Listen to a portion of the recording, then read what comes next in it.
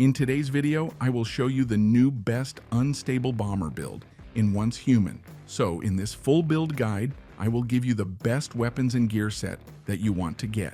Then I will explain every single mod and show you the best override upgrades and deviants to use. And then lastly, we will take a closer look at the gameplay, so you would know the reason behind every single build choice and what exactly will give us very high damage and much more. So if this sounds interesting to you, then let's get right into it. So then, moving over to the build. This setup is designed to deal burst damage to enemies, which excels in both PvE and PvP. Although this build was a little bit nerfed, it still remains among the best by just changing few new things. So let's start off with the weapons, and we are going to be using the D50 Jaws. Our core effect is called the Supercharged, which when triggering the unstable bomber grants us plus 4% unstable bomber damage for 3 seconds, and this can stack up to 6 times. Then for our second weapon, we have the recurve crossbow with the vulnerability amplifier, that now our bull's eye effect adds plus 8% vulnerability. We will usually use this crossbow at the beginning of the fight for damage increase, and then switch to the pistol for insane damage. And finally, for the third melee weapon, we will be using the Frozen Northern Pike. This is currently the best melee in the game. And for our mod, we have the Frosty Blessings, which when Frost Vortex disappears, it will restore 10% of our HP. In all of my builds, the third weapon slot is up to each player. So in here, you can equip whatever best item you got, or just use the same thing that I've tested and it has preformed the best. Next up, we have the gear, and we will be using the Lone Wolf hat with the first move advantage mod, which after we reload, it will give us plus 10% crit rate and plus 20% crit damage for 2 seconds. Then we have the Falcon Mask with the targeted strike mod for when we hit marked enemies. Our crit is increased by 8% and crit damage by additional 20%. Then on our chest, we equip the Falcon Jacket with the crit amplifier mod for plus 2% crit rate and 12% crit damage. But when you get a higher tier chest piece, then we will increase these numbers much higher. Next up, we have the Falcon Pants with the Dead Shot mod, because each crit hit by a non-melee weapon will give us plus 5% crit damage, and this can stack up to 45%.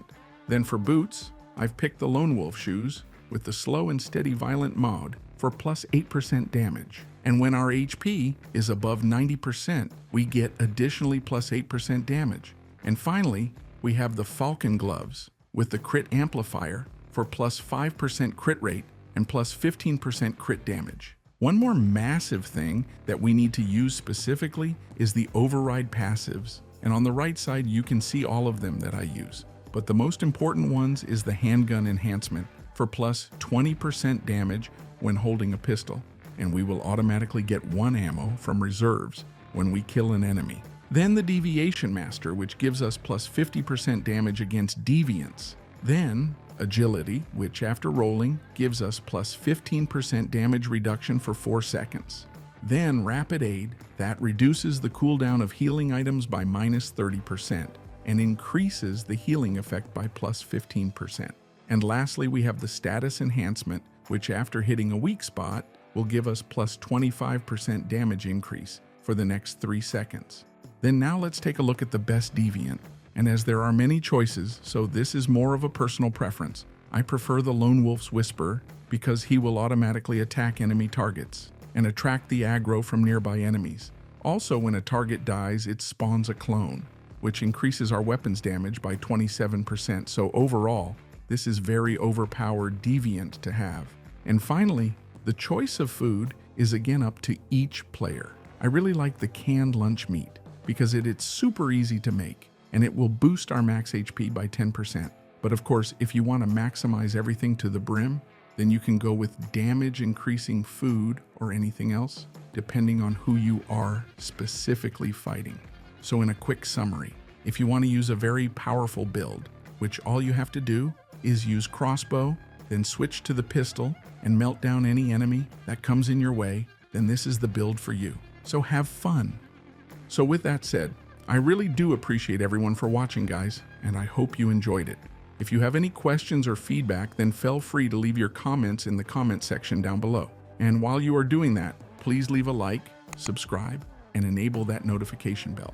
So this way you could support the channel and not miss any more amazing content. With that said, you have an amazing day, and I will see you in the next one. So take it easy. Peace.